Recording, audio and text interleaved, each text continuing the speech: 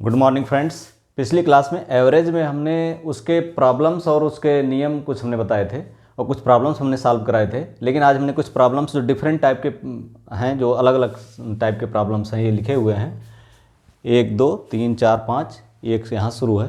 तो ये विभिन्न एग्जाम में एसएससी, विशेषकर एसएससी, रेलवे और बैंकिंग में आए हुए क्वेश्चन हैं। तो इनको आप अगर सॉल्व कर लेते हैं तो एवरेज जो आसान भी होता है, तो इसको सॉल्व करने में आपको बहुत आसानी होगी, विशेषकर उन छात्रों को जिनकी मैथमेटिक्स थोड़ी सी वीक है, उनके लिए बहुत फ़ायदेमंद होने वाला है। तो इसको आप ध्यान से देखिएगा और पूरा वीडियो देखिए, स्किप मत करिए। और अगर अभी तक आपने मिशन कैरियर क्लासेज अयोध्या को सब्सक्राइब ना किया हो, सब्सक्राइब कर लें, और जिससे आपको निरंतर मैथमेटिक्स की वीडियो मिलती रहे। भविष्य में इसमें करंट अफेयर्स के भी या विभिन्न मॉड्यूल्स जैसे हिस्ट्री, ज्योग्राफी, पॉलिटी के भी टीचर्स इसमें इंक्लूड होंगे। वो आपको विभिन्न विषयों का मार्गदर्शन जरूर उपलब्ध कराएंगे। लेकिन अभी फ़िलहाल मैथमेटिक्स के जो भी स्टूडेंट्स हैं उसको सब्सक्राइब कर लें।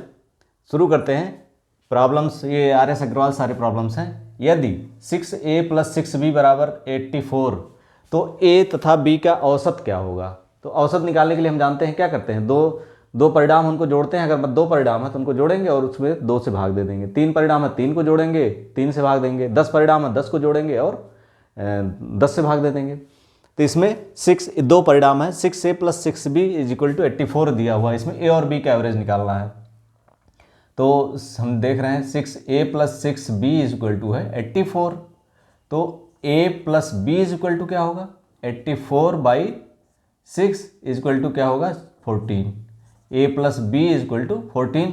अब चूंकि दोनों को 2 परिणाम 2 हैं, A B का निकालना, तो A B का जोड़ यहाँ आ गया। इसमें अगर हम 2 से डिवाइड कर दें तो एवरेज आ जाएगा, यानी इसके इधर भी दोनों तरफ कर दें तो = क्या होगा, 7। यानी 7 जो होगा इसका एवरेज हो जाएगा। A + B का औसत क्या होगा, 7 होगा आंसर। बहुत सिंपल सा क्वेश्चन है, PO में आया हुआ है, बैंकिंग PO जो एग्जाम होता है उसमें आया था।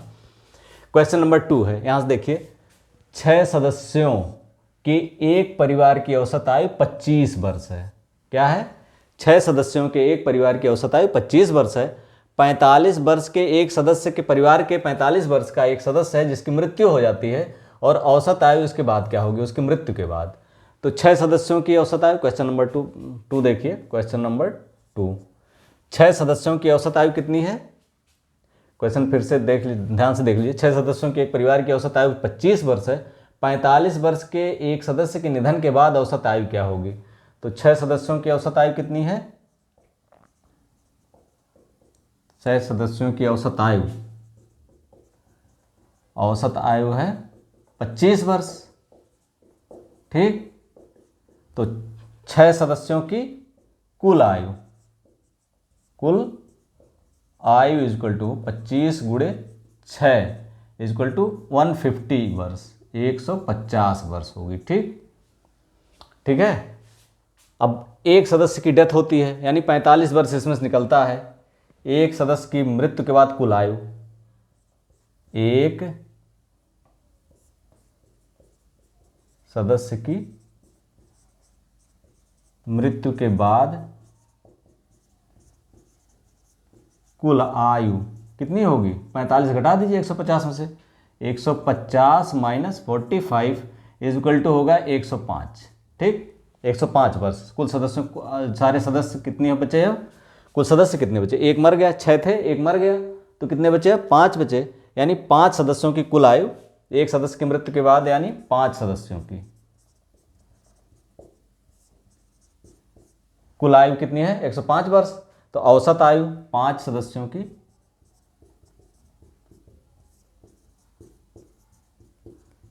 औसत आयु कितनी होगी, 105/5, 105/5 = 21 ईयर्स। इसको जब डिवाइड करेंगे 21 वर्ष आएगा इसका आंसर। ठीक, तो इस तरह से इसको निकाल लेंगे। अब नेक्स्ट क्वेश्चन देखते हैं, यहाँ ऊपर मिटा देते हैं, सॉल्व करते हैं। तीसरा क्वेश्चन, क्वेश्चन नंबर 3।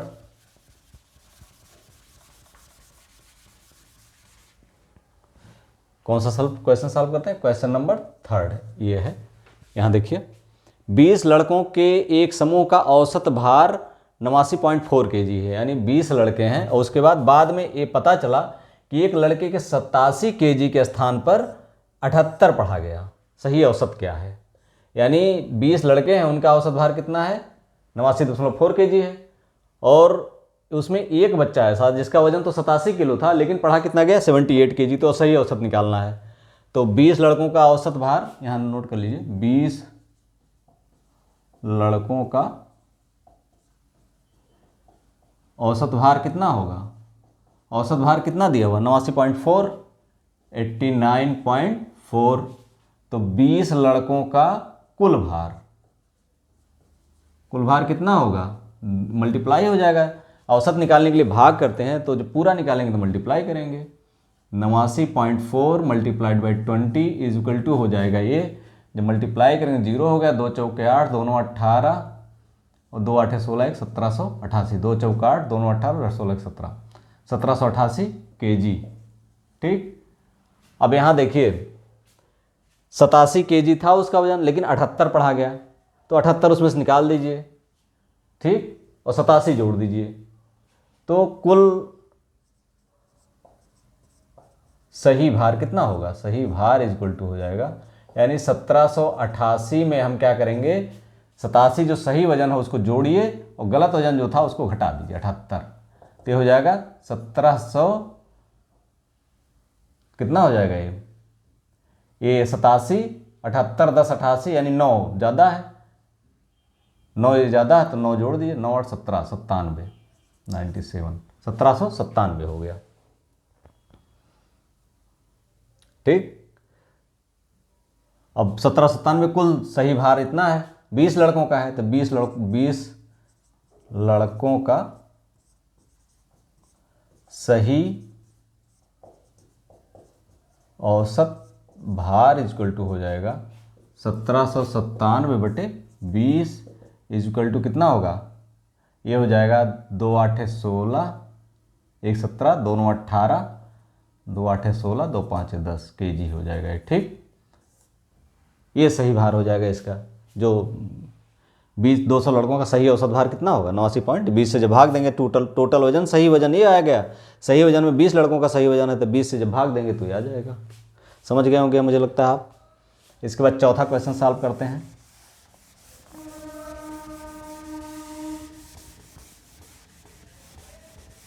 चौथा क्वेश्चन है क्वेश्चन नंबर 4, 3 तक हमने सॉल्व कर लिया। क्वेश्चन नंबर 4, एक क्रिकेट टीम के 2 खिलाड़ियों की आयु क्रमशः 18 वर्ष है और 20 वर्ष है, यानी 2 खिलाड़ी हैं इनकी क्रमशः आयु जो कितनी है, 18 वर्ष और 20 वर्ष। इनके स्थान पर 2 नए खिलाड़ी लेने पर क्रिकेट टीम की औसत आयु में 2 माह की वृद्धि होती है। तो नए खिलाड़ियों की औसत आयु, यानी 2 खिलाड़ी हैं, उनकी औसत आयु कितनी, आयु क्रमशः कितनी है, 18 वर्ष 20 वर्ष। तो यानी 2 खिलाड़ियों की औसत आयु कितनी होगी, औसत आयु, यानी अगर 18 वर्ष 20 वर्ष है दोनों की, 18 + 20 बटे 2 कर दीजिए, तो ये हो गया 19 वर्ष। अब इनकी जगह पर 2 नए खिलाड़ी आते हैं, यानी उनका और पूरे औसत में 2 माह की वृद्धि होती है, यानी 11 खिलाड़ी क्रिकेट टीम में होते हैं और 2 माह की पूरे औसत में वृद्धि होती है, यानी कितने महीने की वृद्धि होती है, औसत में अगर वृद्धि होती है तो पूरे का मल्टीप्लाई करेंगे। औसत में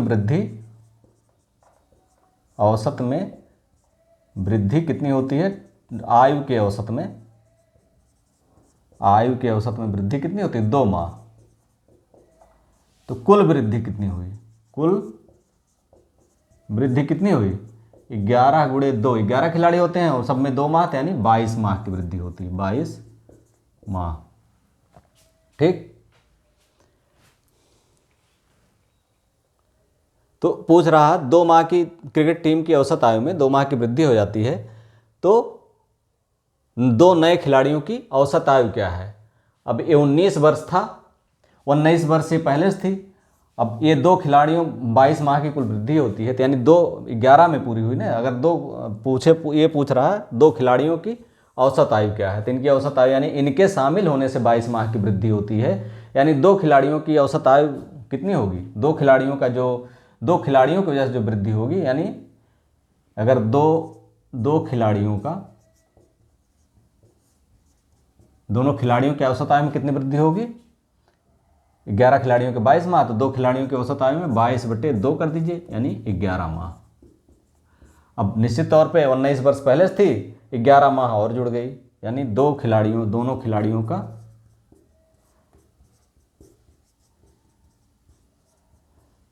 खिलाड़ियों की औसत आयु कितनी हो गई?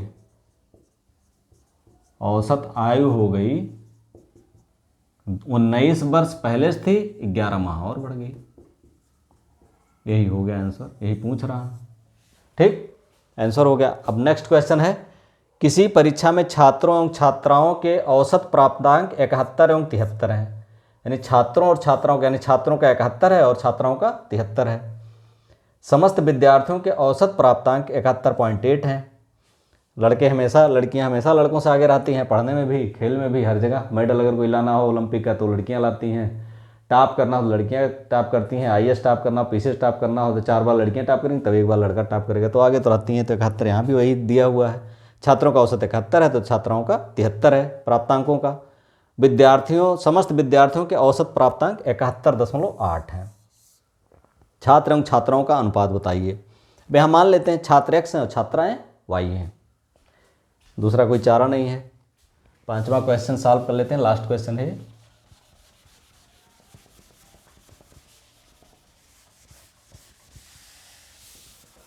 इतना आपको समझ में आ गया होगा, हम उम्मीद है कि अच्छे से आप कर पाएंगे। अगर आप इसको 1-2 बार देख लेंगे इस क्लास को, तो औसत के क्वेश्चन आपके गलत नहीं होंगे। क्वेश्चन नंबर 5 है, यानी छात्रों छात्राओं का औसत दिया हुआ है 71 और 73। यानी छात्र मान लिया, कुल छात्र माना, कुल छात्र कितने हैं x, कुल छात्राएं मान लिया कितनी है y। अब छात्र का औसत 71 है, तो छात्र का औसत ये दिया हुआ है क्वेश्चन में आपके, औसत कितना है 71, छात्राओं का औसत कितना है 73। अब देखिए यहां से दोनों का, जैसे कुल प्राप्तांक, छात्रों का कुल प्राप्तांक निकालना हो, छात्रों का कुल प्राप्तांक कितना होगा, यानी छात्र एक्स थे, औसत 71 था, दोनों गुणा कर दिए, 71 गुणे एक्स। छात्राओं का कुल प्राप्तांक कितना होगा, y गुणे, y था छात्राएं हैं, 73 प्राप्तांक है औसत, तो y गुणे 73।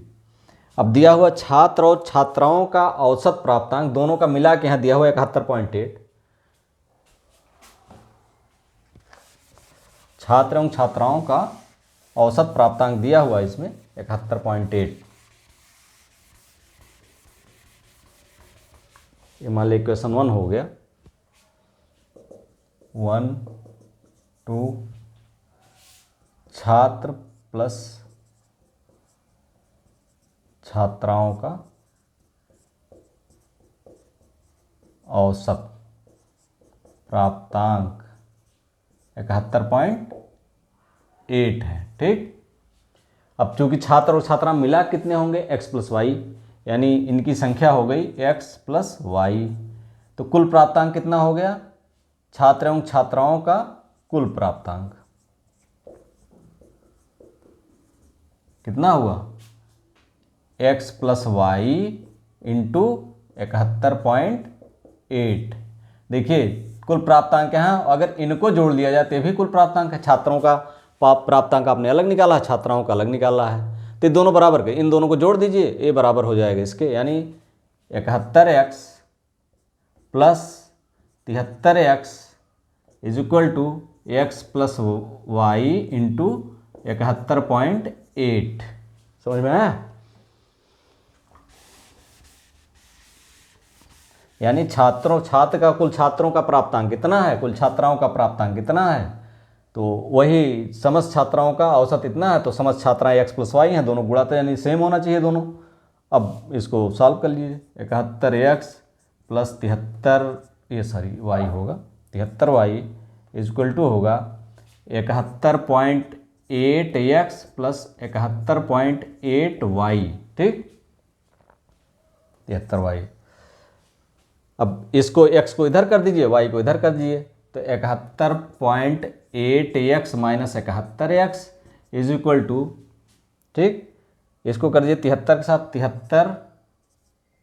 73y माइनस 71.8y, ठीक, माइनस करेंगे जब तो ये हो जाएगा 0.8x इज इक्वल टू हो जाएगा 73 में से जब घटाएंगे तो 0.2 और इधर हो जाएगा 1.2y, ठीक, 1.2y हो जाएगा, या x upon y is equal to हो जाएगा, यानी छात्र और छात्राओं का यही अनुपात हो गया 1.2 अपान 0.8, यानी 4 से अगर काटेंगे 4 3 12 4 दूनी 8, यानी 3:2, यानी छात्र छात्राओं का अनुपात कितना होगा 3:2, यही होगा आंसर।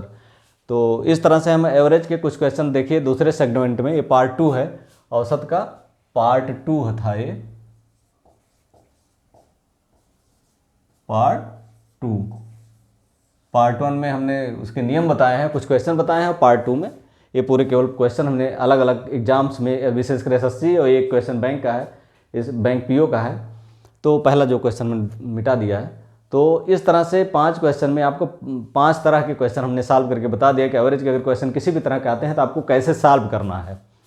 ये स्पष्ट हो गया है कि एवरेज के क्वेश्चन आपसे गलत नहीं होंगे। अगर आप इसके पैटर्न पर आप आर एस अग्रवाल वाली बुक ले लीजिए, या एमटायरक ले लीजिए, या और कोई बुक ले लीजिए, उससे आप जो है इसके जो ढेर सारी प्रॉब्लम्स वो सॉल्व कर लेंगे तो कोई दिक्कत नहीं होगी। अगर कोई दिक्कत होती तो आप कमेंट में उसमें डिस्क्रिप्शन में कमेंट में जा करके कमेंट कर सकते हैं और उसका तुरंत आंसर दिया जाएगा। वीडियो आपको अच्छा लगा हो तो like, subscribe and share. Thank you for watching.